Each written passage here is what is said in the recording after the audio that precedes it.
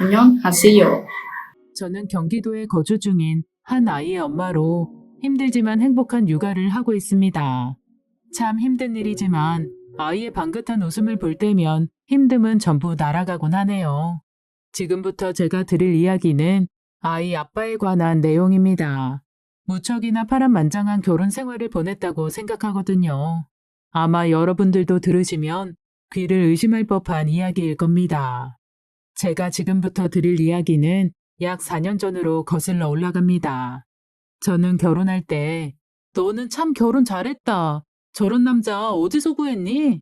저 사람 지인 없어? 나한테 소개 좀 시켜주면 안 돼? 라는 소리를 들으며 결혼식을 올렸었습니다. 남편의 조건이 저에 비해 월등하게 좋았기 때문이었죠. 저는 그냥 조그마한 중소기업에서 총무팀으로 일하고 있었지만 남편은 전문직이었어요. 게다가 일이 바쁘면서도 운동을 좋아해서 늘 새벽같이 일어나 규칙적으로 사는 사람이었기 때문에 몸도 일반인들에 비하면 꽤 좋은 편이었습니다. 운 좋게도 좋은 조건의 남자를 소개팅으로 만나게 됐고 성격이 잘 맞았던 저희는 금세 연인이 되었어요. 둘 다 홍기가 꽉 찬 나이였기 때문에 결혼 준비까지 일사천리였습니다. 조건이 떨어지는 저를 시댁에선 반대할 수도 있을 거라고 생각했는데 다행히 전혀 그런 기색 없이 저를 반겨주셨었던 기억이 납니다. 저희 어머니께서도 요즘 세상에 정서방 같은 남자 없더라. 엄마가 보기에는 참 괜찮은 사람인 것 같아. 꼭 둘이 결혼했으면 좋겠어. 라고 말할 정도였으니까요.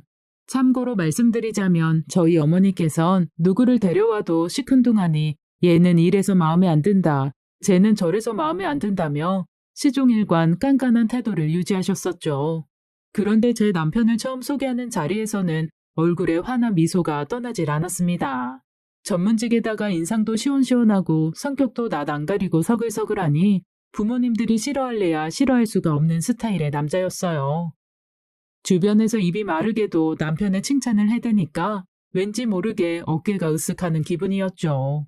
저는 늘 남편 자랑을 목이 타게도 부르짖고 다녔습니다. 연애 시절에는 남편이 대체 왜 저를 사랑하는 건지 이해가 안 돼서 자기야, 자기는 내가 왜 좋은 거야? 나는 화려하게 예쁘지도 않고 그렇다고 해서 몸매가 쭉쭉 빵빵 스타일도 아닌데 자기는 대체 내가 왜 그렇게도 좋아? 라고 물어본 적이 있었습니다. 정말 순수한 궁금증이었어요. 남편 정도면 정말 연예인급 되는 외모의 여자도 만날 수 있을 거라고 생각했었거든요.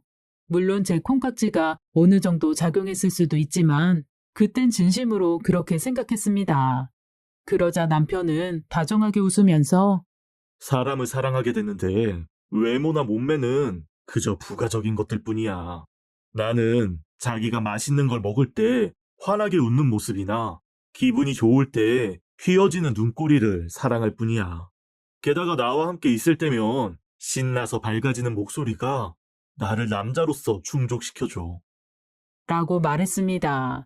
정말 오로지 저이기 때문에 사랑한다는 말뜻처럼 들려 심장이 쿵쿵 뛰었지만 저는 그렇지 않은 척하면서 괜히 퉁명스레 말했어요. 에이, 그게 뭐야. 그러니까 내가 예쁘지 않은 건 맞다는 뜻 아니야? 그런 모습들이 내 눈에는 세상에서 제일 예뻐 보이니까 만난다는 거야. 그리고 원래 남자는 잘 웃는 여자에게 가장 호감을 느낀다고 했어. 나는 내 말에 늘 웃어주던 네 첫인상에 반했던 거야. 남편은 정말 최고의 신랑감이었습니다. 이외에도 무수히 많은 다정한 말로 저를 사랑해줬고 늘 불안한 저를 안심시켜줬었어요. 그렇게 결혼을 결심하게 되었죠. 결혼식을 올리고 나서도 저는 정말 행복한 신부였습니다. 남편과의 의견 충돌만 제외하면 더할 나위 없이 말이죠. 저는 어렸을 때부터 아이를 정말 좋아했던지라 빨리 아이를 가지고 싶었어요. 그래서 남편에게 얼른 아이를 갖자는 말을 매번 했었었죠. 좋아하는 반응을 기대했는데 의외로 남편이 시큰둥하게 나오는 게 아니겠어요? 아이는 천천히 가져도 되잖아. 나는 아직 신혼 라이프를 즐기고 싶어, 자기야. 그리고 요즘은 딩크 부부도 유행이래. 그런 것도 한번 생각해보는 게 좋을 것 같은데? 갑자기 왜 이래? 결혼하기 전에는 자기도 아이 빨리 낳고 싶다고 했었잖아. 연애할 시절의 남편과는 가치관이 영 딴판이었죠. 처음부터 아이를 낳지 않는 딩크로 살고 싶다고 했으면 결혼 전에 말했어야 하는 게 맞잖아요. 연애 때 남편은 아이는 축구단만큼 낳아서 기르는 게 어때? 그럼 진짜 행복할 것 같은데. 아, 자기가 너무 고생이려나? 그럼 절대 안 돼. 나는 자기 의견을 절대 존중할게. 라고 말하던 사람이었어요. 그런데 그랬던 사람이 왜 갑자기 변해버린 건지 이해가 안 갔죠. 아이 기르는데 비용도 만만치 않게 들기도 하고, 난 아직 젊음을 즐기고 싶어. 벌써부터 육아에 찌들어서 살고 싶지가 않아, 자기야. 옛날에는 축구단 만드니 뭐니 했었잖아.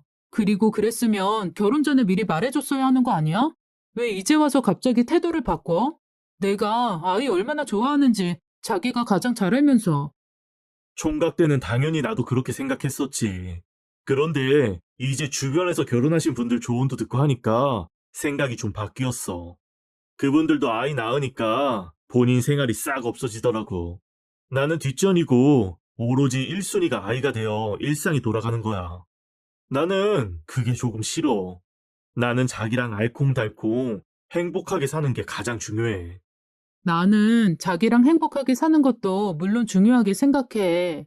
하지만 부부가 되었으면 아이를 갖는 게 1순위의 행복이라고 생각한단 말이야. 아이 낳고 싶지 않으면 연애 때 미리 말을 해줬었어야지. 다른 부분에선 전혀 트러블이 없었지만 아이를 가지자고 하는 말에선 늘 다툼이 일어났죠. 하루빨리 저는 천사 같은 축복을 만나고 싶었지만 남편의 시큰둥한 태도에 왜 남편이 이렇게 변했을까를 매일같이 고민했습니다.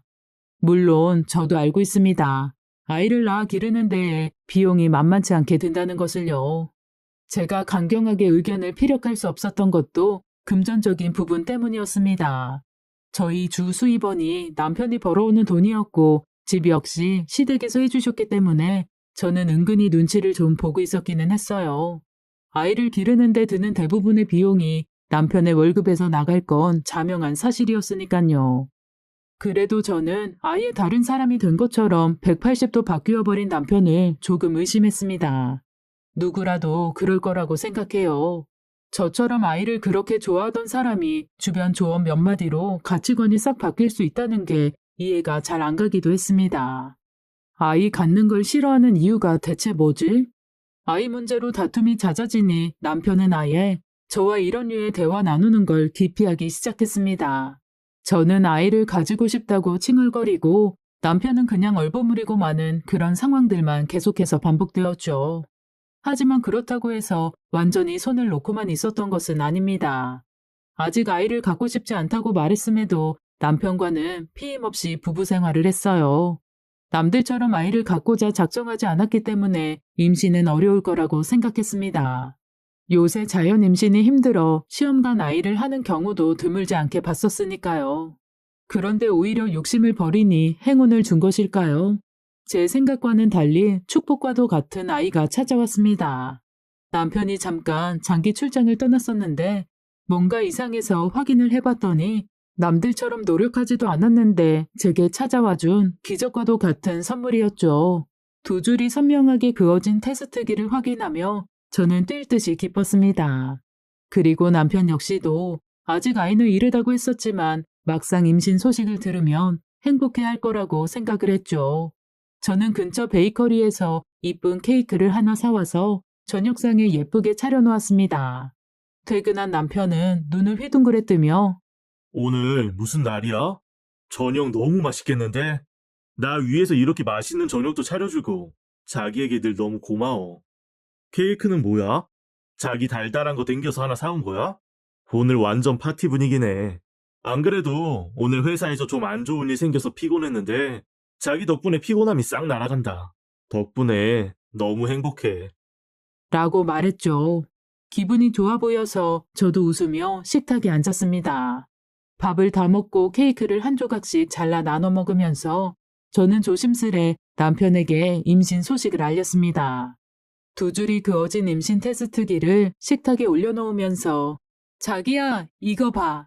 혹시나 해서 오늘 확인해봤는데 우리에게 축복이 찾아왔어. 너무 감사한 일이지. 자기도 너무 기쁘지 않아? 우리 사랑의 결실이야. 라고 말했습니다. 그런데 생각과는 달리 남편의 표정이 너무나도 안 좋은 겁니다. 좋지 않은 정도가 아니라 완전히 화가 난 사람처럼 싸늘하게 굳은 표정을 하고 있었어요. 임신? 임신을 했다고 네가? 여기 봐봐. 여기에 줄 2개 있으면 임신인 거래. 자기랑 나 사이에 아이가 생긴 거야. 기쁘지 않아? 하, 진짜 어이가 없네. 너랑 내 사이 아이는 개뿔이. 저는 남편의 험악한 말투에 너무 놀라고 말았습니다. 연애할 때는 물론이고 결혼한 후로도 남편은 늘 제게 다정하고 자상한 사람이었으니까요. 단 한 번도 제게 언성을 높인 적도 없었던 남편이 제게 그런 단어를 쓰며 말하는 게 두 눈으로 똑똑히 보고 있음에도 믿어지질 않았습니다. 뭐라고? 당신 지금 내 앞에서 뭐라고 한 거야? 개뿔? 지금 개뿔이라고 한 거니? 그래. 너랑 내 사이 아이는 개뿔이라고 했다. 왜? 듣기 싫어? 나는 너처럼 더러운 여자랑은 못 살아. 좀 사랑해준다고 모든 걸 용서하고 포옹할 줄 알았다면 큰 오산이야. 남편은 도무지 알 수 없는 말만 제게 늘어놓았어요. 갑자기 저보고 더러운 여자라며 폭언을 하는 이유도 이해가 안 되었죠. 뭐? 더러운 여자라니? 지금 대체 뭔 소리를 하는 거야? 뱃속에 아이가 들을까봐 무섭다. 당신 갑자기 왜 그러는데? 아이 가진 게 마음에 안 들어서 심술 부리는 거야? 내가 애도 아니고 무슨 심술을 부린다는 거야. 더러운 여자가 더러운 여자라는 뜻 말고 뭐가 있는데 더 물어봐. 나 저번에 출장 갔을 때 너 대체 뭐 하고 다녔냐? 남편의 말에 그때서야 그가 무슨 말을 하는지 이해할 수 있었습니다. 남편은 출장 가서 집을 비웠던 이후로 갑자기 제게 아이가 생겼다고 하니 믿을 수가 없었던 모양이었어요. 당신이 출장 간 거랑 대체 무슨 상관이야? 나 그런 부정한 짓 저지른 적도 없고 앞으로도 절대 그럴 생각 없는 사람이야. 나랑 그렇게 오래 알고 지내놓고 아직도 나를 몰라? 제가 쏘아붙이며 묻자 남편은 오히려 당당하게 말하더군요. 다 안다고 생각했는데 역시 사람 속은 모르는 거네. 부정한 짓을 저지른 적이 없어? 너 진짜 뻔뻔한 여자로구나. 이해? 너랑 나 사이에 아니잖아. 모르는 남자애 배워와 놓고 나보고 키워달라는 거냐? 우리 관계할 때 피임한 적 없어. 아이는 당연히 생길 수 있었단 걸 왜 몰라? 한 적이 없길 뭘 없어. 이거 숨겨서 미안하긴 한데 나 묶었어. 이거 풀지 않는 이상 너 임신 불가능해. 지금 뭐라고? 믿어지지 않는 말이었어요. 남편이 저와 결혼한 뒤에 혼자 정관수술을 받고 나왔다는 말이었죠. 완전 자른 게 아니라 정관을 묶은 거라서 훗날엔 풀 수 있다는 말을 덧붙이면서요. 어떻게 그런 중대한 사항을 나한테 상의도 없이 혼자 결정해? 안 하길 잘했지. 지금 이 꼴을 봐라. 너 같은 여자한테 된통 속을 뻔했는데. 남편은 계속해서 저를 매도했고 결국엔 집을 나가버렸어요. 제 앞에 남은 건 차갑게 식은 저녁상과 엉망이 된 케이크뿐이었습니다. 저는 너무 놀라서 그런지 귓가가 멍멍하고 속이 울렁거렸어요. 남편이 아이를 가질 수 없는 몸이라던데 어떻게 나는 아이를 갖게 된 거지? 하고 말이에요. 정말 하늘에 맹세하고 저는 남편 외에 남자와 불결한 짓을 저지르지 않았으니까요. 대체 이 아이는 어디에서 뚝 떨어진 아이인 걸까? 라고 생각했습니다.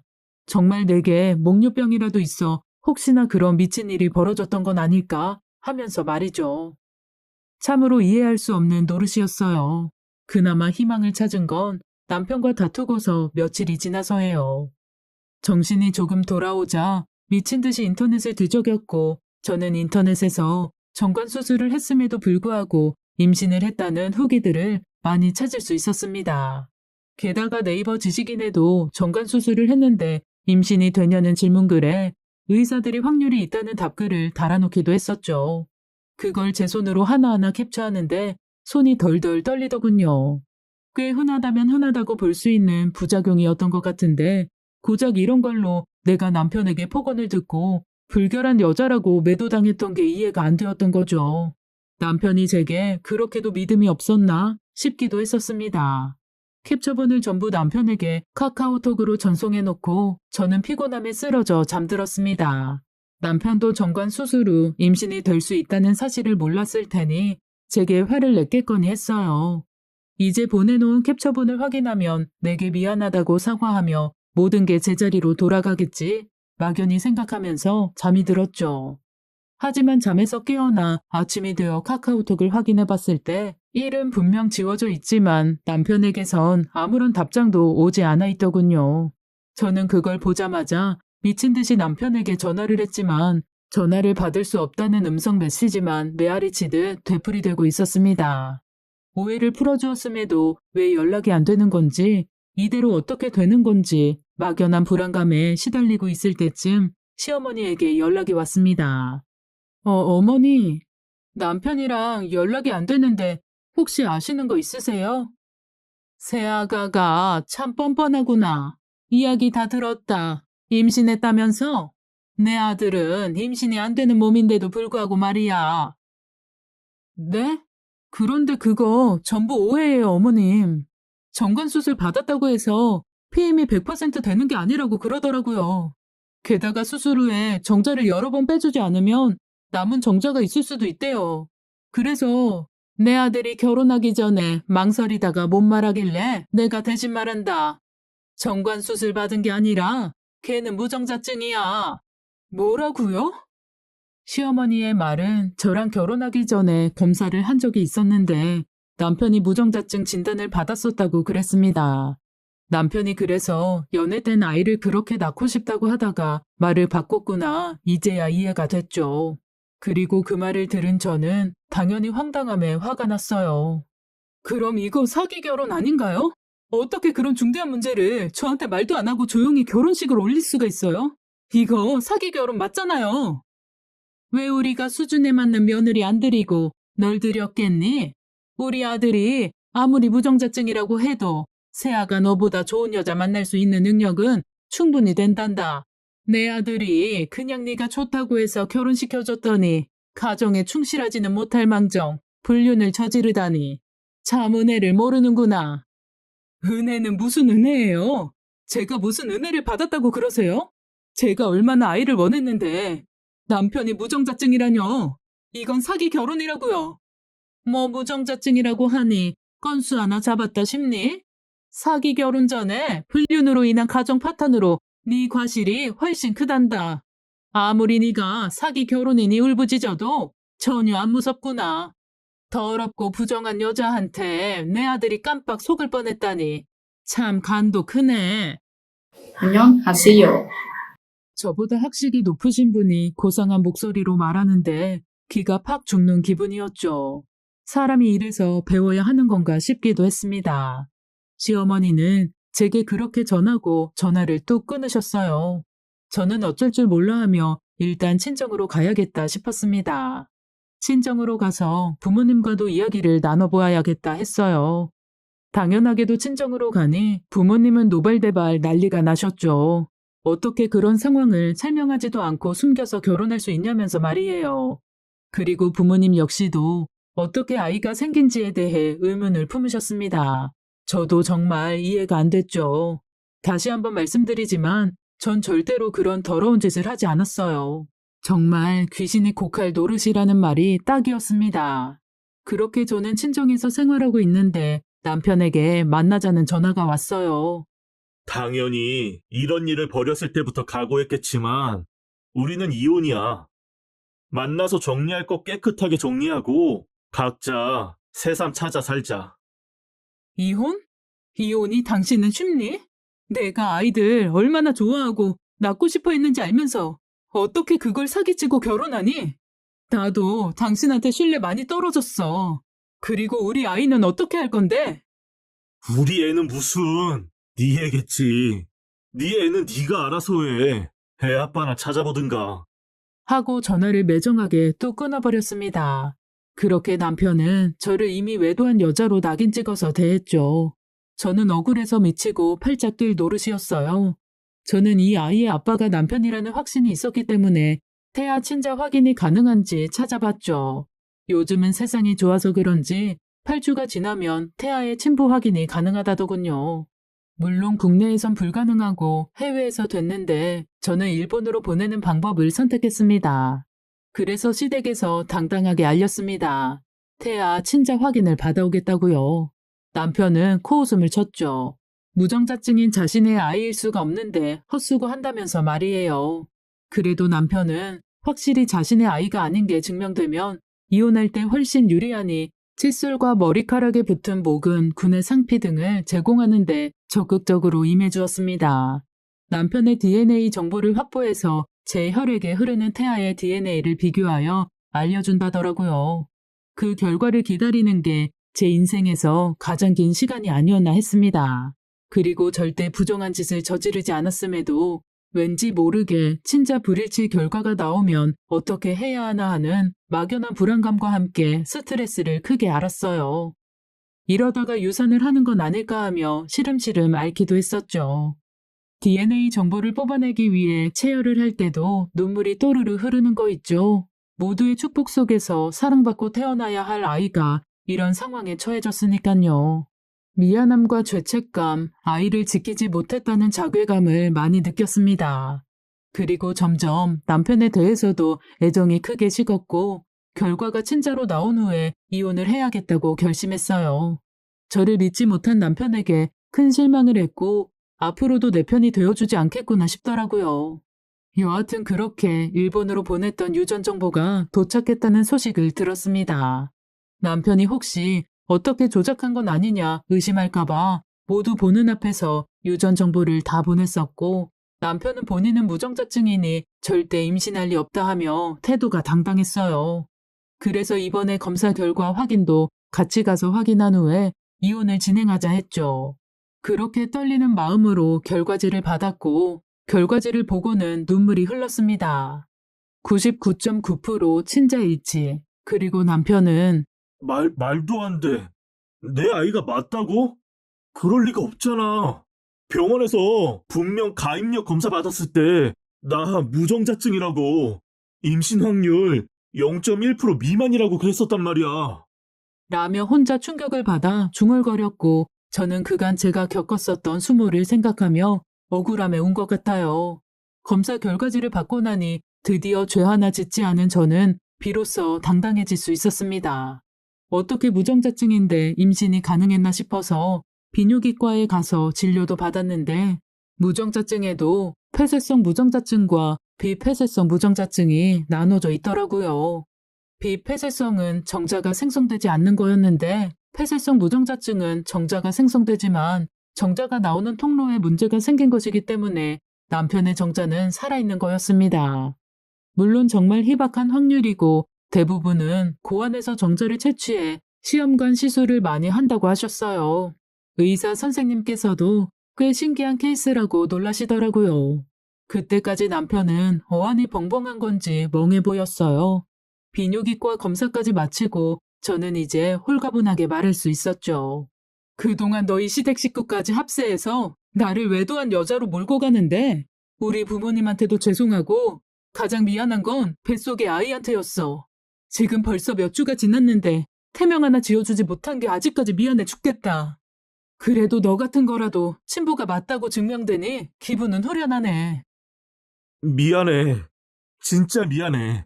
나는 무정자증이라고 해서 절대 임신이 불가능한 줄 알았어.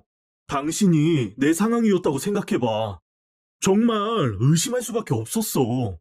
게다가 상황이 내 출장까지 겹쳐버리니까 당신을 의심한 거야. 정말 미안해. 지금이라도 내가 용서 빌게. 싹싹 빌고 평생 당신에게 잘할게. 나 다시 당신에게 돌아가면 안 될까? 못난 나지만 받아주면 안 될까? 라고 남편은 울면서 말하더군요. 하지만 남편의 그런 처량한 모습을 보는데도 속상한 마음보다는 통쾌한 마음이 컸습니다. 그때 전 생각했죠. 아, 내가 진짜 이 남자에게 마음이 떴구나. 아니, 그동안 당신 때문에 내 소중한 아이를 나도 모르게 의심하고 원망했던 것조차 아이한테 너무 미안한 마음뿐이야. 당연히 아빠 없이 아이 키우기 힘들겠지만 그래도 너 같은 건 아이 아빠 아니라고 생각해. 당신은 그냥 자격이 없어. 우리 예정대로 이혼하는 걸로 해. 하고 저는 아주 냉혈한처럼 뒤돌아서 집으로 돌아오고 말았습니다. 뒤에서 난생 처음 보는 남편의 아이처럼 엉엉 우는 소리가 들렸지만 뒤 한번 돌아보지 않았어요. 그간 제가 흘렸던 피눈물에 비하면 아무것도 아니라고 생각했거든요. 친정으로 돌아가서 부모님께도 상황을 설명하니 드디어 꼴 좋다며 웃기 시작하셨죠. 그간 친정이 알게 모르게 분위기가 침울하고 그랬던지라 부모님께도 죄스러운 마음이 있었거든요. 그렇게 예정대로 이혼하면 남편의 집에선 어차피 양육비 빵빵하게 대줄 테니 별 걱정은 없었죠. 그런데 결과가 나온 뒤로 시댁에서도 미친 듯이 연락이 오기 시작했습니다. 세아가, 내가 정말 미안하구나. 내가 네 얼굴 볼 면목이 없다. 아들 잘못 가르쳐서 자기 아내 하나 보호할 줄 모르는 남자로 키운 게 나다. 아들이 아닌 내 잘못이라고 생각하고 다시 가정을 합쳐주지 않겠니? 라고 제게 죄인처럼 말하는데 이전에 그 뻔뻔하고 오만했던 태도는 어디로 갔나 싶더라고요. 그것도 그럴 것이 시댁 입장에서는 남편의 무정자증 소식을 듣고 앞으로 손주는 없겠구나, 평생 못 보겠구나 생각했는데 희박한 확률을 뚫고 아이가 생겼으니 얼마나 예쁠 것이고 품에 안아보고 싶을 것이겠어요. 정말 티끌만큼 적은 확률이라 앞으로의 남편의 아이는 없을 것 같았거든요. 제발 얼굴 한 번만 보여다오. 그동안 내가 너무했다, 세아가. 우리 손주는 어떻게 잘 있는 거니? 입덧은 아직 안 하니? 라며 걱정하시는데 솔직히 마음이 흔들리지 않았다면 거짓말일 거예요.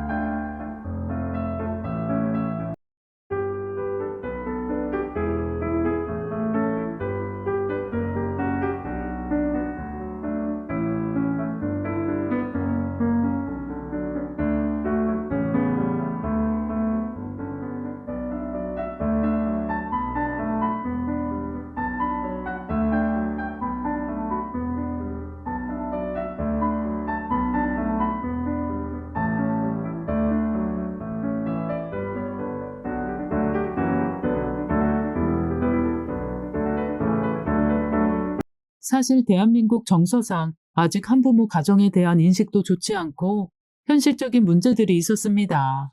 양육비를 받는다고 해도 아이를 키우면서 당연히 아이 아빠가 필요할 일도 있을 거고, 그리고 무엇보다 아이를 아빠 없이 키우고 싶지 않은 마음도 컸죠. 차별하는 인식을 갖고 싶지 않은데 사람 마음이란 게 어쩔 수가 없잖아요. 다들 이해하실 거라고 생각합니다.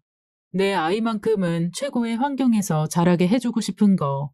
만약 저 혼자 아이를 키운다면 절대 그렇게 되지 않을 거란 걸 잘 알고 있었습니다.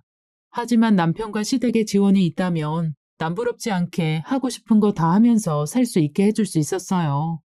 그리고 주변에서도 갑자기 아이가 생겼는데 이혼했다고 하면 어떻게 쳐다볼지 무섭기도 했고요. 엄마, 나 그냥 이번 한 번만 넘어가 줄까? 사실 무정자증이라니 충분히 의심할 만하긴 했으니까.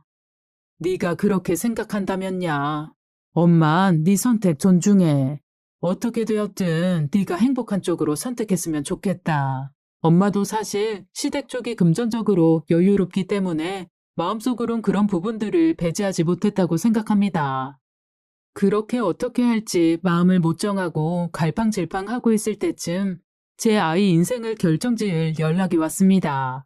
그것도 익명으로요. 저는 처녀 때부터 개인 SNS를 하고 있는데요.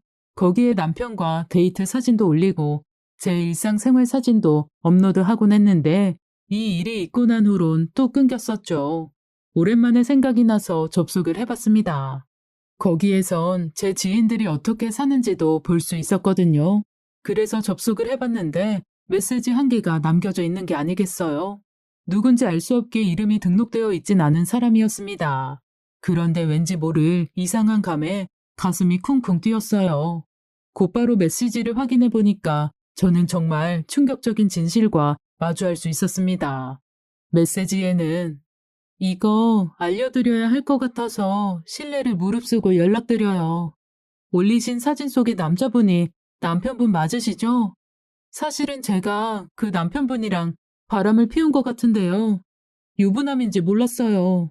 너무 놀라서 저도 연락드려요. 라는 말과 함께 사진 몇 장이 첨부되어 있었습니다. 여성분의 얼굴은 가려져 있었지만 한눈에 봐도 연인처럼 다정하게 사진을 찍었더라고요. 그 사람은 제 남편이 맞았습니다. 너무 놀라서 그 메시지에 답장을 했고 그분께서는 많은 사실을 알려주었습니다. 알고 보니 남편은 본인이 무정자증인 걸 이용해서 바람을 많이 피우고 다녔더라고요. 특히 제가 유전자 검사로 힘들어했던 시기에 가장 활발하게 방탕한 생활을 즐겼다고 합니다. 여성분께서 자신도 남편이 바람을 피우다 걸려서 이별 통보를 했다고 말해주더라고요. 결혼하기 전부터 꽤 오랫동안 이어졌던 인연이었습니다.